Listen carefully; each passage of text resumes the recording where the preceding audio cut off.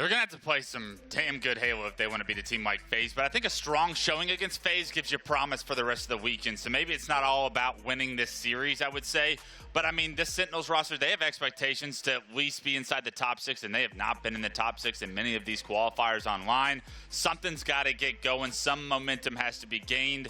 Let's see if Sentinels have what it takes to take a couple of games, make this series a little bit more interesting than some of us may think it's going to be, and with that, what does the rest of your weekend look like? Very, very true. I mean, we saw the series layout there for just moments. I was going to ask you there, you know, Dan, what do you see in that series layout? I know you pay attention to scrims. Is there any tells in terms of how this one could go? I think Stronghold's Recharge is an interesting way to start, just because the fact that FaZe have struggled on it recently, but at the same time, if you look at past results between these two teams, FaZe dominated on Stronghold's Recharge. So it's a very interesting series layout. If we get to Empyrean Slayer for Game 5, that's going to be amazing to see. It certainly will.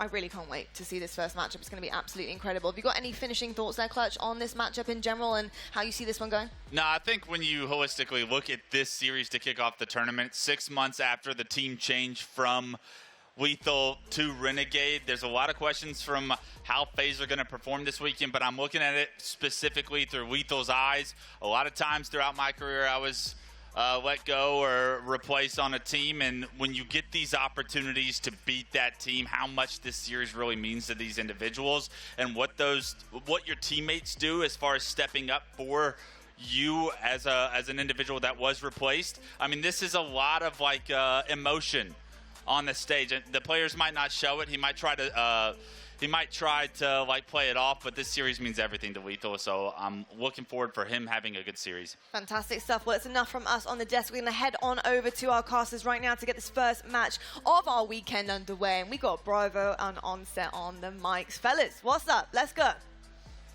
Let's get into this, and boy does it feel good not to be sat in my house, Andy. It's great to be back on LAN again. This is what we have been waiting for. And what a great series we've got, Andy, to kick things off. We've got FaZe versus Sentinels, sound on main stage. It's a beautiful start to your Friday. It really is, and it's a tale of two different trajectories for these two teams, right? You look at what FaZe has done over the last few months. You look at where Sentinels is trying to find their footing. These teams are pretty much in a different place in terms of how the year looks, however, still set up to be a fantastic series. Yeah, I mean, we're looking at this tournament as a whole before we kind of delve into the matchup a little bit, and, you know, a chance for Optic to make history, 4 events in a row. We were looking back through the history books, or it's all online now, but, you know, there's only 2 teams really that we could find, and Final Boss and Tox, if that version of that lineup, the only teams who we could find who have done that. So to be in that esteemed category is massive opportunity here for Optic to create history, and I think one of the teams on our main stage is going to be certainly looking to stop them. Yeah, absolutely. FaZe wants to stop that run, and they want to do it. Let's not forget, if we think back to Charlotte, 1 kill away from resetting the bracket in Game 7.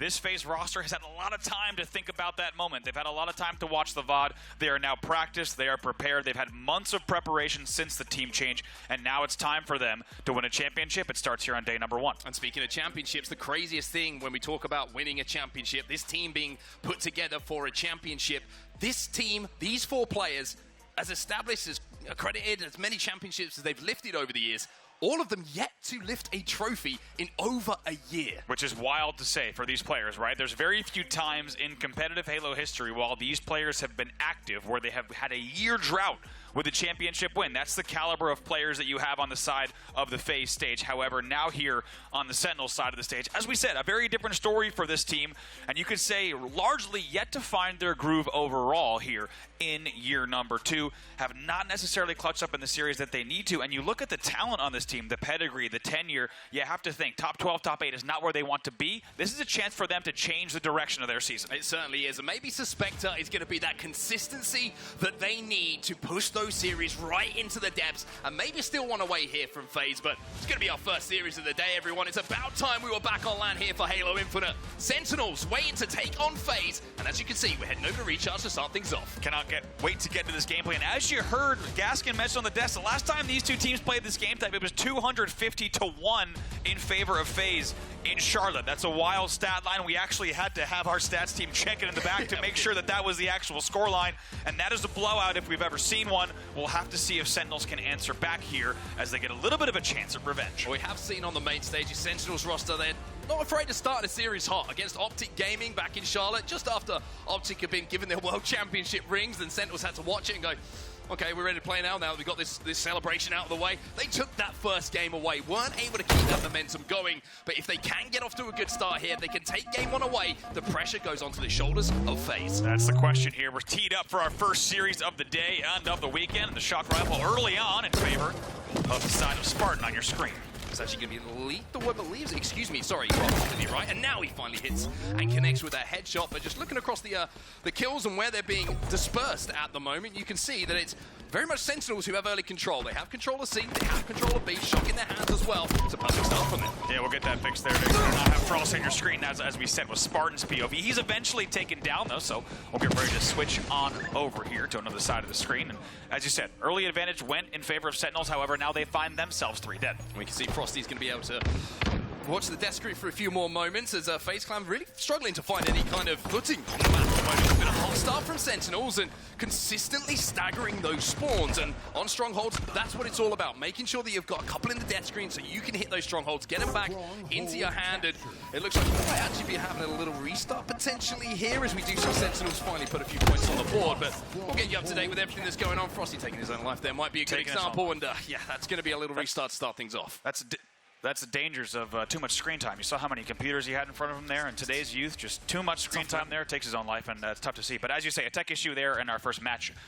So we'll get that restarted, but it gives us a chance to talk a little bit more about these teams. As we said, 250-1 in this game type in Charlotte. However, you already see Sentinels already with a few 3 deads back-to-back off the opening, so already showing some early signs of aggression. We'll see what they can do, but gives us a chance also to talk about FaZe's road here this weekend, right? We've talked about it a lot. This FaZe roster assembled to take down Optic, 1 kill away from resetting the bracket. As we said earlier, they've had a lot of time to think about that. However, I think one thing we got to talk about is the fact that they recently had a really good result against Optic Online as well. Taking down Optic 3-0 in the FaZe qualifier. Yeah, and they've also won some online tournaments in the build-up to this event. They've shown that they can take down Optic on a consistent basis. Interested to see when they go up against Space Station, because I feel like that is very tight between those two, just with the consideration of playstyle. But speaking of playstyle, we've kind of watched a lot of VOD of FaZe and how things are going for them when it's going well, and also how things are kind of going when it's not going so well. And we highlighted something which is very interesting to us, and it's the interactions between Frosty and Renegade, 2 of the best players to do it, and how it really affects how FaZe play on the map. It really does, and the dynamic between 2 powerhouse slayers like that is very interesting, and you could say largely it's I would say a decision and kind of a dynamic that's unique to this FaZe roster. If we talk about, you need to know Frosty and Renegade, which one of them is looking to blow the map wide open. You can't have 2 players that are consistently looking to make kind of risky, high percentage plays and get away with it, because it's really going to open up your map structure if both of those plays fail. Yeah, I used a football analogy. Maybe not the best place to do it in Texas, but I'm going to give it a go. Dallas FC, we got a football team. That's true. 2 central midfielders. There's the kind of, one's going to go and attack, one has to sit in, and that's kind of very symptomatic of what FaZe got to do.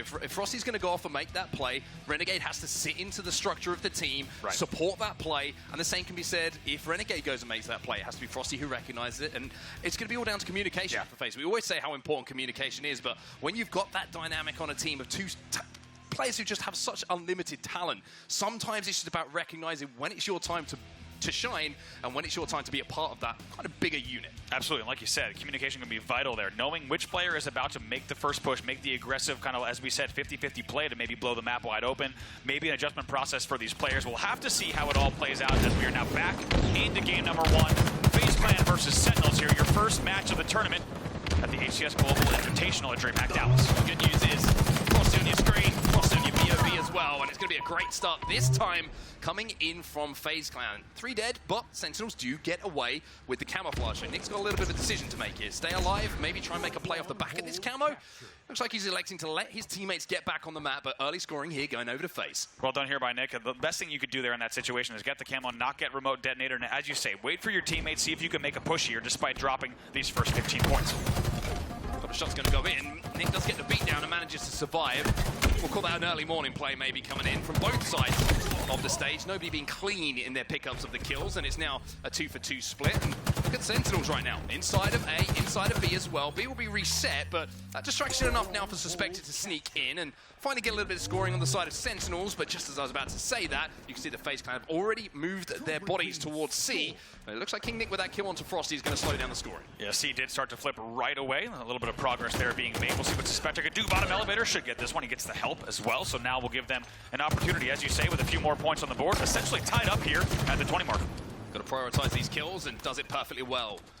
Not only surviving long enough for the teammates to come and help, but that initial kill turned the shock rifle over into the hands of Sentinels. Now with a little bit of a janky AC setup, you can see that KingNick is going to have to work with Suspector here to focus their attention onto converting B, but with that shock rifle in hand, certainly can blow the map open with one simple headshot. You and I have been talking a lot about what can Suspector bring to this roster, and I think the biggest thing this team needs is stability, a rock on the team to make sure they get the kills that they need, and so far, he's done just that. Look at how long he stayed alive at elevator. He helped as players get kills bottom elevator, top elevator. He was the only player alive there, and just like that now in the lead by quite a margin, doubling the score of FaZe. That's a great rally from Suspector there. Yeah, that's what he's on the team to do, right? Like you say, consistency, pick up the kills you are expected to pick up, play off the damage of the rest of your teammates who naturally, with the way that they play the game, a little bit more aggressive than he is. And if that can start to combine, you're going to see scoring in the way that you are right now. FaZe having to throw a few bodies into B here, but that's the second camo in a row going over to Sentinels. Nick's going to be invisible for the second time in this game. Also love the way that Nick used it, right? Prioritize the B reset. That's exactly what he needed to do in that situation. He's able to do it, and it leads to another 3 dead from FaZe.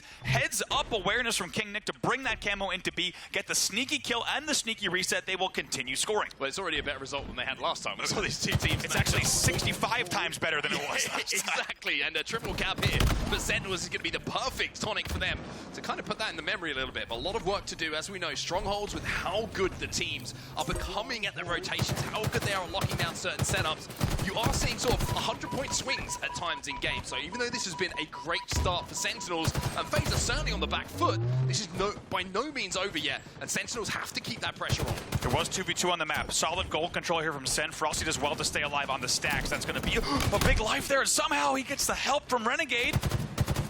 Almost got back-whacked. However, the team was there to help. And Frosty once again stays alive, but not before the score goes all the way to 106 to 21. Sentinels crossed that 100-point mark, and FaZe Clan at the moment, just looking across the stats, Royal 2 have a little bit of a slow start here, and on the other side of things, Spartan's POV might be the one to watch because he is 11-4, and he's a play we had our eyes on coming into this event, Andy. A little bit of a play coming in from Sentinels once again to take the players out of B, but Spartan been a little bit up and down with the stats, not been that powerhouse that we've seen right at the start of Halo Infinite where he was on that Heat United lineup. What a start from him, as you say, 12-4, triple positive here. He's going to make it 13-5 with that kill.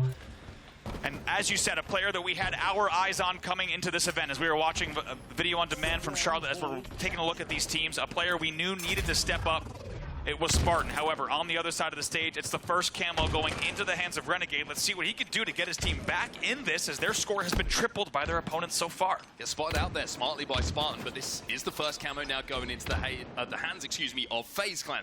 2-1 in that scoreline, but the scoreline that really matters at the moment is 122 to 43. You have to wonder if the camo's been the difference maker between the two teams. No kill's going to be picked up with that camo by Renegade, but a lot of info being communicated to teammates. The kills do fall for FaZe, as SnakeBite wins an important one down bottom elevator. There's 3 dead for both sides momentarily there, and it's a great pinch, by the way, as you just saw from Sentinels. They send 1 tower and 1 bottom middle to force that camo out, and they get the camo burn. It's a great play. Spartan playing this one smartly as well. It's 2v2 on the map for just a moment there, so no need to push, no need to make too much happen, but look at the confidence of Renegade there. Spartan puts a couple of shots into him, and Renegade responds and said, "My gun is far bigger than yours." It's a bold statement to make this early on a Friday, but that's exactly what he did. 122 to 80 now, and we have to mention, Sentinels was pretty heavily outslaying for the whole game so far. However, now only outslaying by 1 kill. That indicates first kill, because a double kill for Renegade as well.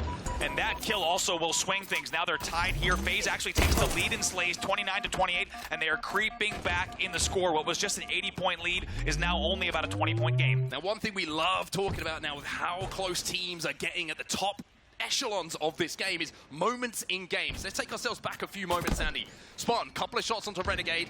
Renegade hits the headshot. And from there, we have seen Renegade start to pick apart Sentinels. The kills have been in favor of FaZe the entire time that Renegade has controlled this shock rifle. And with that, from that one play, that one kill, FaZe now go into a lead. Absolutely, the domino effect here. And the one thing you don't want to do is let the first domino fall, which lets Renegade do exactly what he's doing on the map. So much power, so much control. As you say, they now take the lead on what was a 90-point comeback. And we've seen FaZe, it all started from the camo as well. However, they do not get this next one. It just popped, and that's going to be a 3rd now for Sentinels in the hands of LethuL. going up, of course, against his former teammates. I think a lot of the bad blood might have gone after that team change did go down, but still with a point to prove here, and he's got to play this one and get that opening damage and pick here, hopefully, for Sentinels. But 2-4. Loses 2 teammates, not going to be easy right now. He has a man disadvantage, as you see. The bodies hanging from the ceiling here at top gold as he comes and sees the remains of a battle that did not go his way. He does pick up 1, however, but like you said, that camo not able to be used as effectively as maybe he would have liked as they lose 2 prior. FaZe extending this lead, and it's the AB hold, which has been a problem for Sentinels to break. And look at the kill feed again. Renegade with the shock rifle gets the opening pick. Frosty versus LethuL is going to fall into the hands of LethuL as he picks up a nice double kill, but left on his own, left on an island. He's the last player alive there momentarily for Sentinels, and FaZe will continue to score. And what was a huge lead for Sentinels has now not only been reduced, but is now a 70-point deficit. As you said, an unbelievable run here for FaZe. They will finally get, just in time. LethuL gets the finish there on B, however. As you said, they're going to need to control a lot more than just that if they want to rally back into this game. First pick is going to go here to Sentinels as well. You see Frosty's just come off of respawn. And it looks like they're going to try and hold the map for a potential B push coming in from FaZe. And the information going to be picked up by Spartan. Look how quickly the FaZe exchange bullets and make sure he is taken down. LethuL going to take a lot of damage from the green gun as well. Has to rotate back in towards Turbine. And just like that, FaZe break. It's a simple break. And if you're Sentinels and you had Frosty in the death screen, remember, at a 4v3 advantage, you need to make the most of that moment. As you said, a beautiful and simple push. They sent 2 players gold and 1 stays on bat ledge to flush out the gold kill. It's a double kill as well for Frosty on your screen. 2v2 on the map, but points still on the board for FaZe Clan. Frosty trying to hunt down Spartan. A little bit of an exchange of I don't know where you are from both players at the moment. Nobody can locate their battle rifle onto the other, and by staying alive here, Spartan now has the help coming. Frosty might get a trade here and does. And that leaves it in a 3v3 situation as FaZe try and flip C. But really important moments in this game now for Sentinels. We've asked, what is their late game like? What is their late series like? Well, here's an opportunity for you to prove that you can win these tight games against the best in the world. How about this as an insurance policy? Renegade with the camo and the shock, just patrolling at gold. He picks up the first one. And this is a nightmare scenario here on the side of Sentinels. Nothing you could do. 20 points to go here for FaZe as they look to close it out in a wild comeback. You almost saw a little bit of history repeat itself there. Spartan challenging against Renegade. He missed the shot that time, but Sentinels flood into B. They realize they have to make a play now with 232 points on the board here for FaZe. And they get the conversion of B, which means that they will be scoring. And Sentinels now maybe trying to think about wrapping onto A as well. An important trade coming in from Royal 2 keeps that momentary control away from Sentinels. The last player alive is going to be Suspector. SnakeBite should be able to convert here for FaZe, and Sentinels maybe with one more opportunity to make a play to extend this game. Like you said, Royal 2, the gatekeeper there on A, perfectly paves the way for SnakeBite to get the spawn and get the finish on A. See progress here for Sentinels, though, so not over just yet. As you mentioned. And the reset comes in off screen on C, which is going to spell even more disaster for Sentinels here. 8 points to go. Yeah, it's very rare that you're not looking at the player POV. You're looking at the bottom of your screen and seeing if C gets converted, even though the C push comes in, and they should be able to convert here.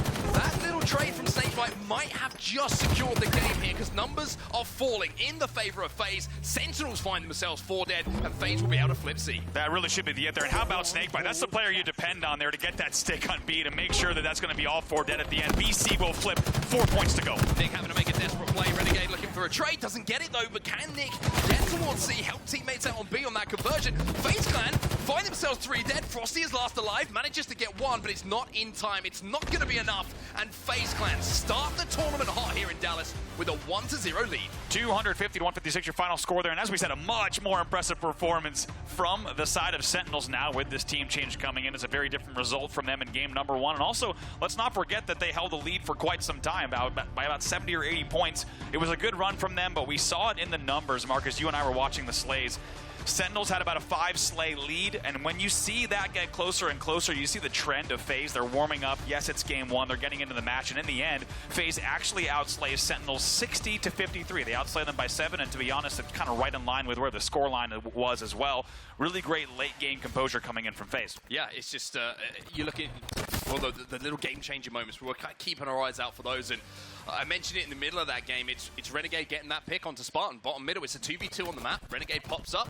takes the challenge, says, okay, I'm going to hit the headshot even though I'm half shields. By doing so, completely opens the map, gives FaZe an opportunity to get back on, control a stronghold, and then you just saw things start to roll. And great job from our production team to show a little bit the after effects of that one headshot. As you can see him holding down A, getting this double kill, and then from there, this is where FaZe turned it around. Absolutely. You know what's true is that we always know how important the back elevator, the top elevator plays are in this game, but as these teams get closer and closer in terms of the skill gap and just how close all of your top teams are, the 1v1s at back elevator are going to determine games more and more, and that's what we're seeing here as well. Some big wins there in the back of Ellie. Yeah, it's almost the pressure. You have to hit the shot if someone comes through that door, right? If you don't have any grenades and you don't hit that first shock shot, you're going to get fought, right? It's as simple as that. You lose A, or you certainly are going to be in a battle for A. If you hit it, though, you complete control of the map, because you have so many more angles to play from after that. And Renegade showing how important it is to control that top elevator area, and most importantly, as it always has been in Halo, to hit your shots when it certainly matters. And the big slayers there. Spartan, let's not forget, right? He was triple positive there for some time in the game, 12-4. He ends the game 17-14. Still great numbers, but the big slayer on the other side is going to be Renegade.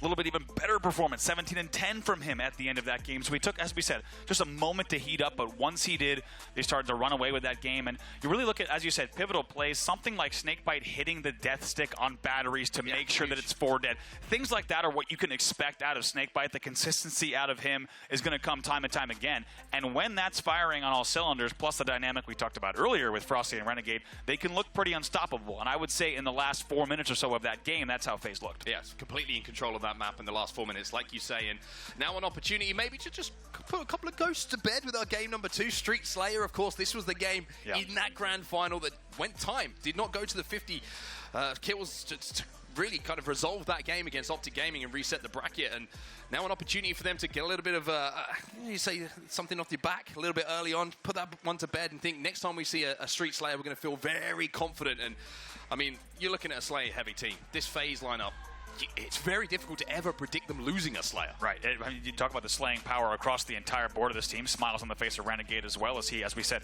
17-10 in that game, led the game in kills, and also just about least deaths as well across the board. Impressive performances from him without a doubt. He's looking to do the same here in game number 2. Sentinels, though, I think has a lot to be proud of in that game number 1. I think this is one of the best teams in the world that they're going up against, and they held a consistent lead for a good part of that mid-game. The question is, can they bounce back, stay alive in this series? Because let's not forget, their performance here in pool play could be a big indicator in terms of the momentum they get through the weekend. And you have to say there's a lot riding. When we talk about the pressure of these two teams at the whole season kind of outlook, there is so much pressure on Sentinels specifically to figure it out this weekend, right? As we said, top 8, top 12 is not good enough for players of this pedigree and tenure, and they've got a lot of work to do if they want to make sure that they change the direction of their season. It starts here in pool play. Yeah, I mean, it's the online environment hasn't been kind to them. Like Dan said on the desk, right? We've all seen it on social media. They weren't particularly happy with how they performed and the circumstances they had to perform in, but it also does give us an indication of how the team is looking, right? And it's the consistency. It's like if you have like a 6th in there, you're like, okay, kind of like, or 4th, you're like, okay, there's something to work with here. There's a ceiling to be hit, but there just hasn't been that standout performance. It's always been disappointing so far for Sentinels, and now we're back on land. It's kind of like, okay, this was your opinion on what we saw online. I understand where you're coming from, what you'll do, but you have to then step it up and prove that that was the case, that it wasn't the team dynamic and it was the online environment that wasn't allowing you to perform. Yeah, I think we're going to also look specifically at their game 5s, right? Let's not forget in Charlotte, lost at 50-48 against Native White in game number 5 to let Native White continue on to that heroic run that everyone looked at, and Sentinels had so much to think about.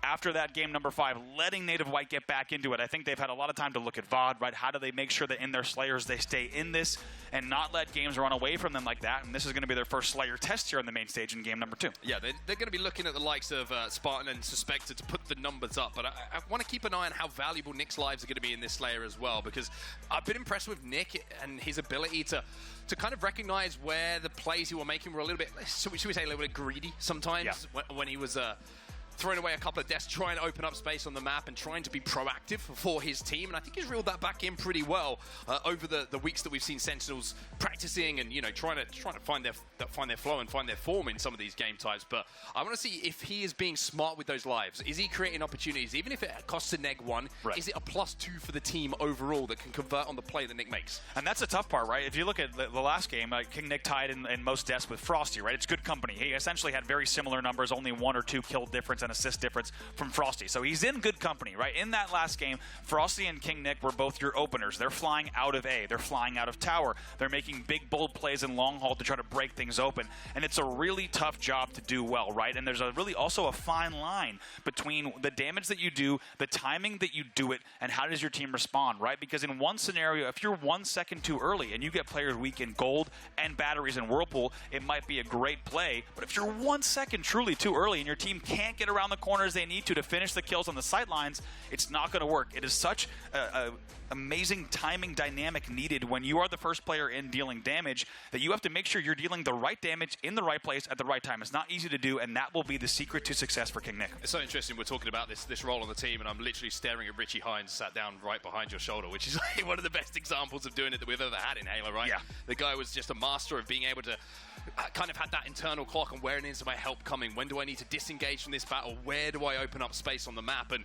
I think that Nick is really starting to find that role on this team, and it's a lot of responsibility to do it. And my personal opinion, I think it's the most difficult role on the entire team, and probably the most disrespected role on an entire team. You know, it's very easy to bait teammates and go +5 in every game. Right. I've seen Jersey do it, and you know, it says all you need to know. So I think if we go into this game number 2 and Nick can find those openings, and most importantly, the rest of Sentinels can capitalize on those openings, then there is an opportunity here to see this series tied up at 1-1. That's going to be the key. And as you said, it's oftentimes a role that you can't tell on the stats exactly what was done on the map. You'd have to watch the VOD. You'd have to watch the POV to understand and appreciate. You think of players like APG, what they do on the map and how they make sure that at the end of the game, there is a win in the W column. That's exactly what they're going to be looking to do here, as FaZe currently leads this series 1-0.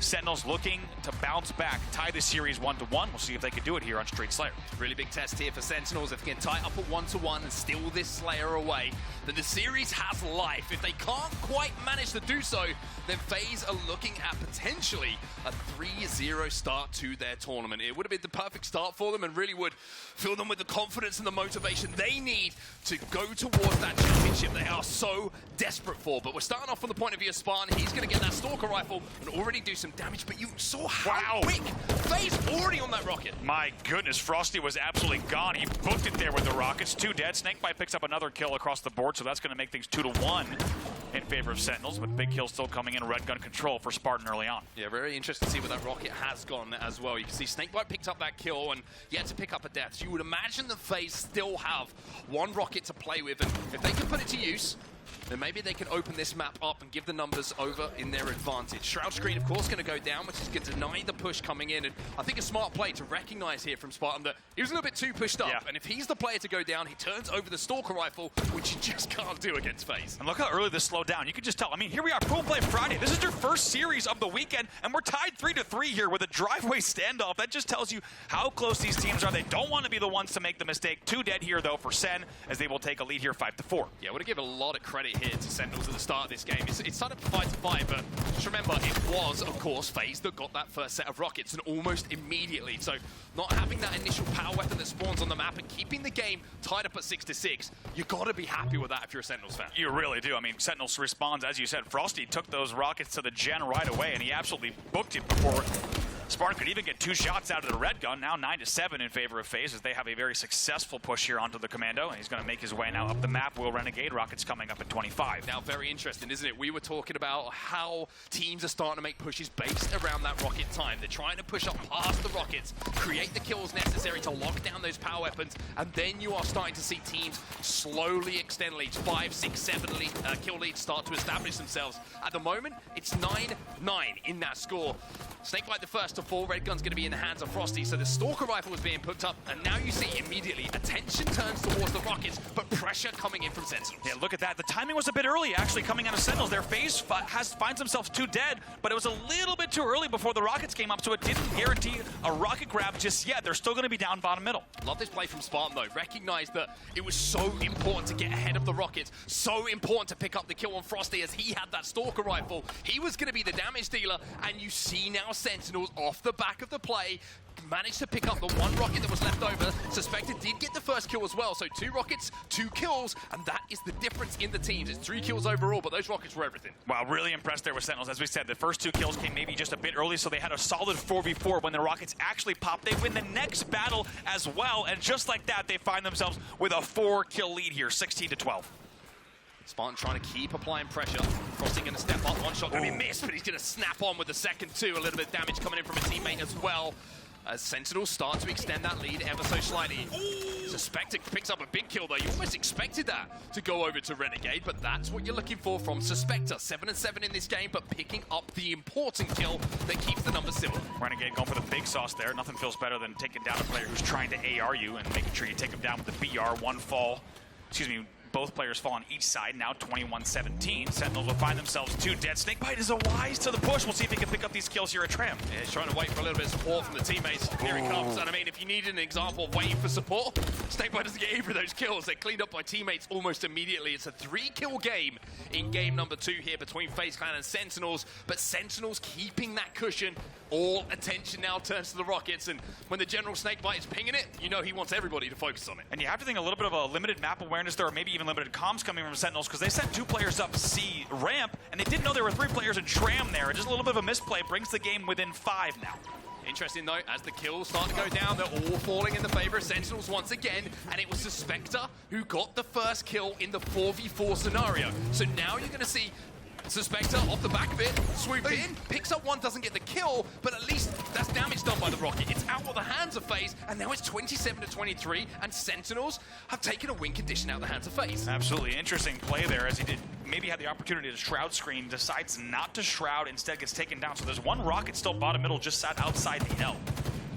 And it looks like it's going to be picked up by Suspector as well. Takes a little bit of damage. The shroud goes down to escape. Doubles back through it as well, and may be able to just sneak up on this pink street and put the pressure onto FaZe. That's exactly what's going to be done. KingNick picks up that kill, and now you're seeing at 29-25, the pressure starts to ramp up on both sides. FaZe need to bring this closer. They need to extend this game, but Sentinels are now on that home straight with 20 kills to go. Good shots from Spartan there as well to pick up that kill, and as you say, it's been consistent from them. A little bit of a 360 metal comes in, a double kill as well for Spartan. Maybe a triple. Why not? As he picks up the last one, he will be taken down eventually by Royal 2, but not before they go up 33-29.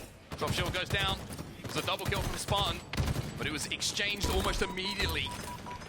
The triple answered by the double from Royal 2. Didn't manage to move in and pick up a third himself, as decided to keep those deaths down. The most important thing to do, but off the back of it, he forced KingNick, and he brings it within 4. And I gotta say, this is dangerous territory. Yes, we've had Sentinels leading the whole game, but it's been too close for comfort right now. FaZe has kept this game very close. Now make it a 2-kill game. This is anything but secured for Sentinels. And now you're seeing with the 2 dead here for Sentinels, FaZe never afraid to push off it. They know they have the numbers. The Shrap Stream might have actually just kept Renegade alive a little bit here. The Bulldog is going to start barking, but there's no bite to it as Spartan comes through, picks up 2, and it's going to be a 1-kill game as FaZe bring this one close. This is dangerous here for Sentinels. They need to make sure they close out what has been an otherwise fantastic game, now tied up here at the 37 mark with tram control. And the Rockets are coming up as well. So where are the kills? It's 4v4 on the map. This fight between the 2 teams could be the difference maker. And somehow in a 4v4 scenario, no one from Sentinels with a line of sight to take down SnakeBite, who now gets away with the Rockets. FaZe have turned this game on its head, and with SnakeBite with the Rockets in his hands, he can put them into the lead. Undoubtedly, FaZe got the damage they needed to push players down to make sure they had the sightlines on the Rockets. As you said, it's pretty much a free rocket grab with no kills even coming in. Here comes SnakeBite with the push. And now SnakeBite just walks behind Spartan. Sentinels just being picked apart a little bit here. They're frightened of the fact that they know they don't have the Rockets. They're not willing to make a play off the back of it. And with a 2-kill advantage, make it 3. I mean, SnakeBite's walking around, he's still got a rocket to play with. They made the decision to leave Spartan at A there. They tried to all double back and run away from this rocket launcher. It has not worked out for them as they continue to fall, and there's still 1 rocket left to play with as well. Well, here come the red arrows. You see them flying up here. 3 players from FaZe all committing to the Pink Street push. Frosty has the Stalker Rifle as well, which certainly has been adding a little bit more value to the scoreline we're seeing as well, with the Rockets and the Red Gun going into his hands. Suspector picks up 1, and all of a sudden Sentinels maybe have slowed down the intensity that has been starting to pick up here for FaZe. That was interesting. SnakeBite actually had the Shroud Screen plus the drop shield. His nade gets shot out of his hand. That's why he died so fast, evaporated at bottom pinks, and that keeps the game within 3. 7 to go here for FaZe, 10 for Sentinels. And the difference between a 2-0 looking series and a 1-1 does not have to be really explained anymore. Frosty trying to make plays, trying to do damage. Is anyone in position to clean up this damage, though? That's the question. Yeah. And it looks like FaZe's timing was off. It's a bold play there coming in. Frosty comes up with the red gun. As soon as you set up on the Bulldog, on the Gen there, you're making the play and the decision to push. He was in a 1v2 there, and he even continued to fly into Cafe for the damage, but it's not converted on, and as a result, it's a 2-kill game here, and things slow way down. They certainly do indeed. Question is, when are those rockets going to be popping? Who is going to be in position to pick them up? You can see all of a sudden, like you say, game completely at a standstill. Nobody wants to be that first stand. And Nick is going to go down, but it's a 1-for-1 trade. Renegade gets one as well, which means that FaZe move closer and closer now to closing this game out. And Sentinels tried to make the play, but FaZe baited it perfectly. Perfectly. Look at Renegade going full radioactive there with the microwave. And guess what? Off of the back, no surprise. It's a rocket grab for SnakeBite. He takes to the heavens. Players here on back A as well as PD. He might be able to finish this here. Line up a triple kill, SnakeBite. There's another one in front of you. It's a simple job to close it out with the trip ski. SnakeBite will be the man to step up for FaZe in those final moments, but Sentinels are going to look at that game, Andy, and they're going to hate watching those final 10 kills or so. And once again, as we said, we saw what happened in Charlotte in the Native White series. They had the lead in the Slayer, and at the end, they did not find themselves on the winning side of the stage. It is a tale we've seen before. It happens again in this game number 2. It's another piece of late game greatness here coming in from FaZe as they close the game out 50-44. And to be honest with how that game went, you wouldn't expect a 6-kill deficit in the end in the favor of FaZe to take the game. They will have a very convincing victory. Frosty once again 17 and 11 with 10 assists, leading the team in both kills and assists. And how many times do we say it when we see some of the best teams in the world going up against each other? It's almost like the first 90% of the game is cool, like great, but it's the last 10% where it's decided between the two teams, and it's a perfect example of it. FaZe clutching up in those final moments. SnakeBite getting away with the rockets. Sentinels, maybe the communication fell apart for a few seconds when no one had a line of sight on those rockets. At least to contest, at least to really put damage onto SnakeBite and make him throw them to a teammate and cost a death. And from there, I mean, it looked pretty simple. They managed to pick up the kills. Frosty made it a little bit shaky with the play that he tried to make towards the end, but it was FaZe clutching up and showing the composure you need to win series like this. Few plays that really stick out to me in that game. One is going to be the top C push on Tram when they sent 2 players into Tram, not knowing there were 3 players waiting for them. Just tells me there's a little bit of a lack of coordination, comms, or awareness on exactly where the players on FaZe are or could be. You would never send 2 players into a 2v3 in Tram like that if you had all the map info you needed. Similarly, KingNick would never fly off of Caution and Plants into B stairs if he knew someone was there on the tires corner. So I think there just needs to be a few pieces connected where you're saying, okay, where could they be? Have we checked all of tires? Have we checked Plants? Have we checked Caution? Right? I think there's a few scenarios in that game where there were bold plays made by Sentinels and there are aggressive pushes which are good. However, they're not good based on the positioning of the FaZe roster. Yeah, I have to agree with you, and it's those moments that it matters the most, right? It's kind of like it doesn't really matter. You can make that mistake if it's 15-all at the start of the game, but when you've only got a certain amount of deaths to play with towards the end of a Slayer, that's when it really starts to hurt you, and that costs you games. And I've said, I said during the FaZe tournament, and I've said in the build-up to this tournament, I think the value of Slayers is criminally underrated at the moment by teams. There's 2 of them in a series, in a best of 5. You know, that's going to decide it. You go to a game 5, a Slayer, right? If you haven't been practicing it, if you haven't been thinking through what we do in those final moments in close games, how we want to try and maneuver around the map, how we try and secure our power weapons, and how we value our deaths, it's not just going to cost you games here on the main stage, it's going to cost you series. Absolutely. I think teams are realizing not only are their Slayers important, right, but as we said, once you start to get to the mid-game in a Slayer, making sure you're not giving away free kills and making sure that when you make a push, it's an informed push. You have all the details that you can, all the data that you can when you make those moves, and then you rely on really the team to support that push in a way that makes sense. I think that is so key, and we're seeing in that game, FaZe just had perfect positioning on a few of those pushes to make sure that they could pick apart any Sentinels rush, any Sentinels aggression, just knowing their corners. A little bit of a sneaky play there coming in time and time again from FaZe to just catch Sentinels off guard. Yeah, I think the problem here for Sentinels as well is the next game is, in my opinion, one of FaZe's best game types as Aquarius captures the flag, and it's very rare that you see them ever drop this. They are so efficient when it comes to running that flag, picking those kills up off respawn, that Sentinels are going to have to certainly elevate their game to a level we have yet to see in this series if they want to send this into a game 4. But you can see the conversations taking place on our main stage now between the Sentinels members, and I want to see who the leader is on this team. When it went together, when we saw this team being put together, the pieces being put in place, we were trying to question who's going to be the vocal leader in these tough times. Who is going to lift everybody else alongside them and say, hey, we're not done here. Right. We've got 3 games in a row to win. Let's not forget also they got Coach Chick behind him. Chick, no stranger to the main stage. And I think if I'm behind that team, the one thing I'm saying is let's not forget, guys, for both of these games that we just dropped, we were leading by significant margins throughout both of them, right? This series is far from over. They can really bounce back here if they find their footing in CTF Aquarius. Well, it's going to be a tough ask for them, but Sentinels, if you want to find yourself in the running later on in the tournament, there's going to be a lot of these kind of games that are going to be tough asks. So for them, a hot start here would be important. Get that first flag on the board. Pick up the first kills, first camo. Little wins that you can get in the early game.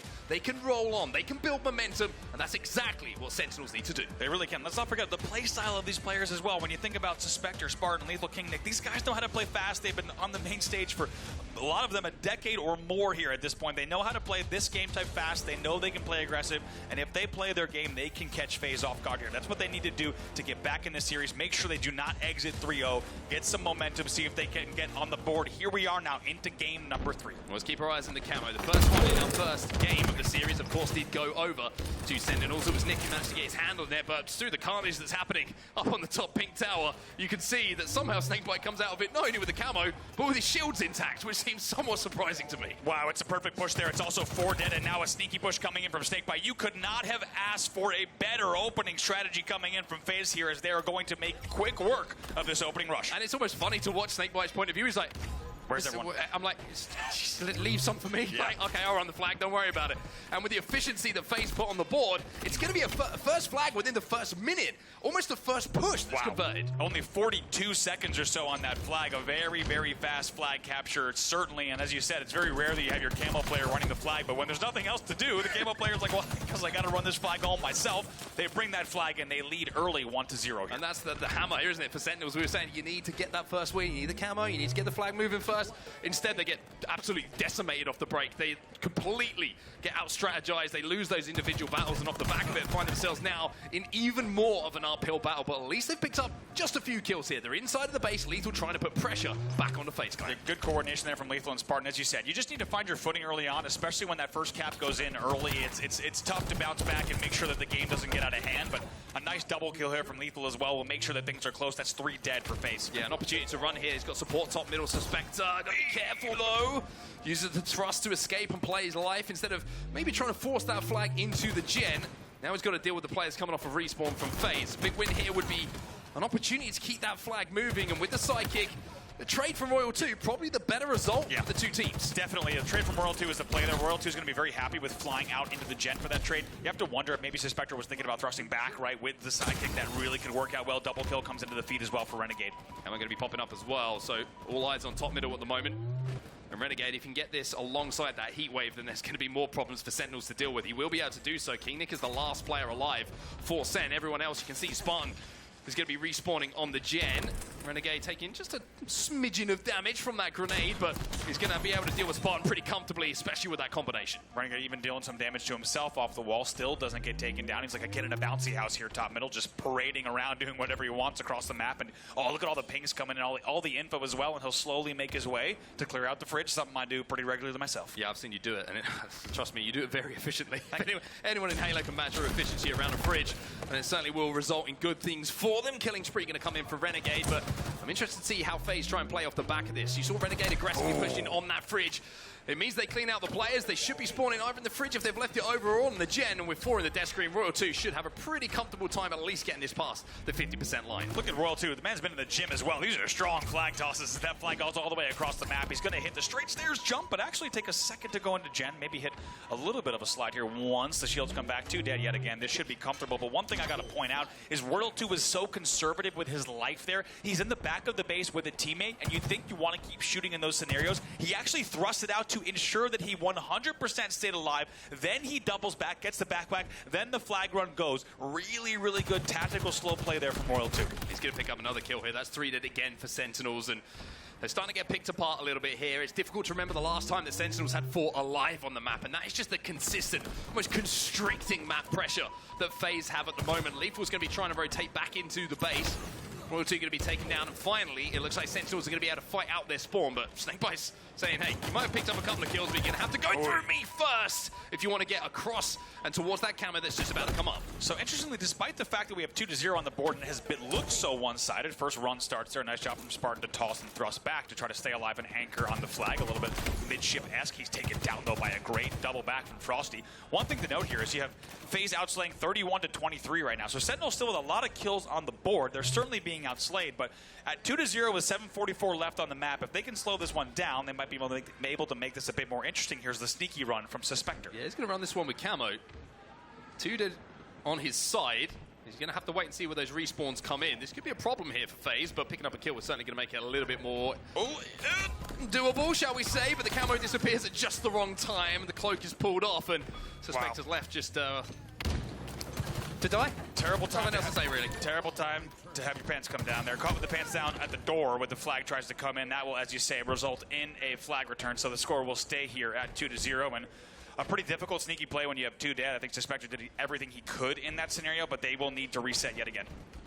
One thing that's really impressing me at the moment is FaZe not afraid to push either side of the map. You see them flying through pink, you see them flying through car, and the timing is there when they collapse in the back of the base. It's almost as if they're quite happy for Sentinels to spawn in the back of the base if they've got that initial damage and the ability to pinch from both sides. And it's been effective so far. Suspector finally will win that battle against Frosty, who looked like he was just about starting to heat up, but off the back of the damage done by Frosty, you can see FaZe do capitalize. Sentinels 2 dead. Frosty is going to be dead for FaZe, but map control still in the hands of the red team. Yeah, good assist here for Suspector, excuse me. Double the assists of anyone on his team here with 7 assists. However, not able to get enough going on the board, and actually the slaying deficit has really gotten out of hand here. FaZe right now is outslaying by 14, 44-30 on the board. Yeah, and the difficulty now for Sentinels is they have to keep trying to progress up the map, right? They're 2-0 down. They're the ones who have got to force their way forward. They're the ones who have got to cap, and Suspector, he's just got absolutely lost in the sauce. Renegade with that thrust. Suspector had no idea where he went, and that's to secure another camo hit for FaZe. Wow, that's an ankle-breaking NBA Finals-inspired result there for Renegade. As you said, he's able to pick up that kill easily with the use of thrust here. 5:53 left on the clock, so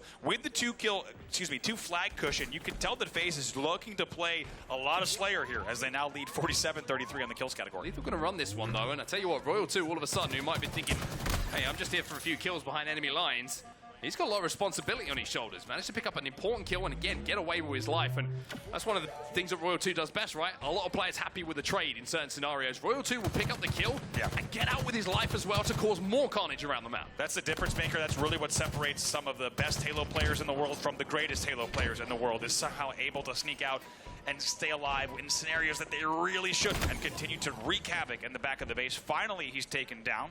2 dead here for FaZe.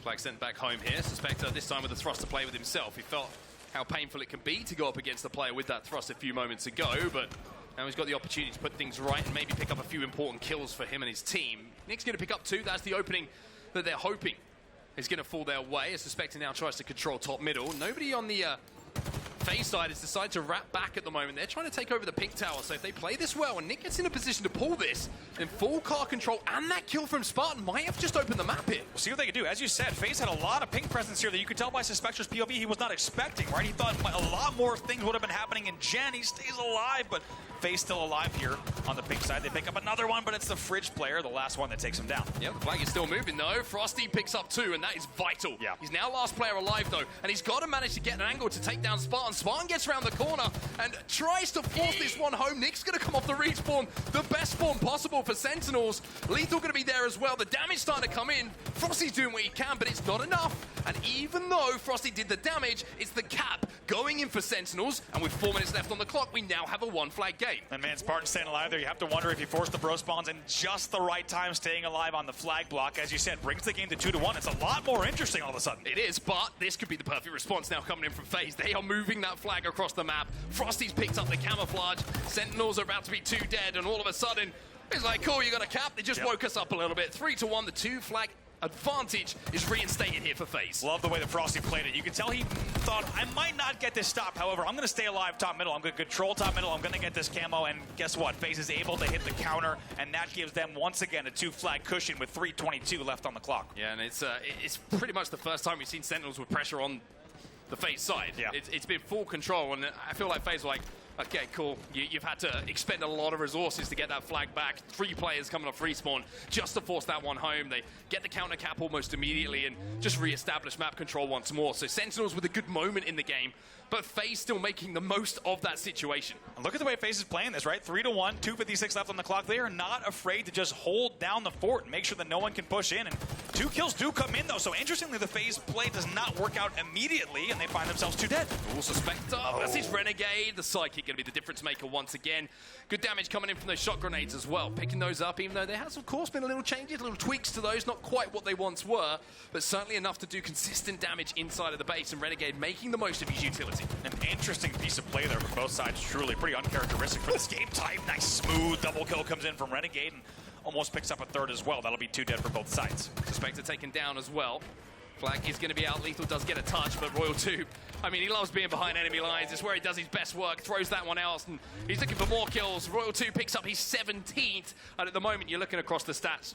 Frosty, 19 and 16. Renegade, double positive, 22 and 11. Royal2, 17 and 11. And it's only SnakeBite, who's not positive at the moment, but he's got the second most assists on his team. Absolutely. The flag can actually be running as well, so Royal2 just still controlling and patrolling the enemy base, and that flag got all the way here as we see down to bottom car. We'll see if that gets finished, but regardless, it's all FaZe control across the map still. Yeah, FaZe get the camo off the back of this as well, so SnakeBite's going to be thinking about a run himself, and it's all up to the camo player and the likes of Royal2 to pick up the kills that might swing this game either at 3-2 or potentially at a 4-1. So Frosty, the POV we need to be watching here, he's got to make some plays. Yeah, flag gets reset though, so Sentinels is still going to try to continue this run if they can, but it will also be stopped. This is a guaranteed reset on your screen as well. Now with 1:21 left on the clock, this should be clean and smooth for FaZe. 3 dead for Sent.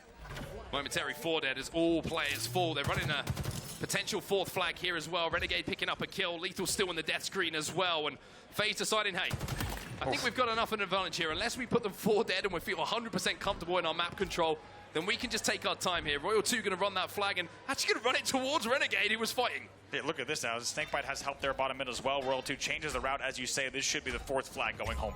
52 seconds left on the clock. Got it. Dang, flagpoles are so slippy, man, I swear. Nick's going to pick up one. Royal2 probably thinking, hey, they've got to come into the flag, and I like kills, and I'm going to try and get another one. So Royal2 playing in a very Royal2 way here, and I'm sure that a lot of people who have played with Royal2 would understand where I'm coming from with this. Picks up 2 kills. KingNick last alive, and it will be, and should be, a flag going in here for FaZe, but Royal2 more interested right now in trying to cross that 20-kill mark. Yeah, he'll jump on the return as well to help out. Someone should have spawned to get that flag in the back of the base as well. They will. 4-1 is your score with 20 seconds left. What's up, Nick? You're going to be the 20th kill that Royal2 was looking for. Oh, boy. He's got the heat wave as well. He picks up 2. There's a triple here as well. Oh! Not going to get credit with that.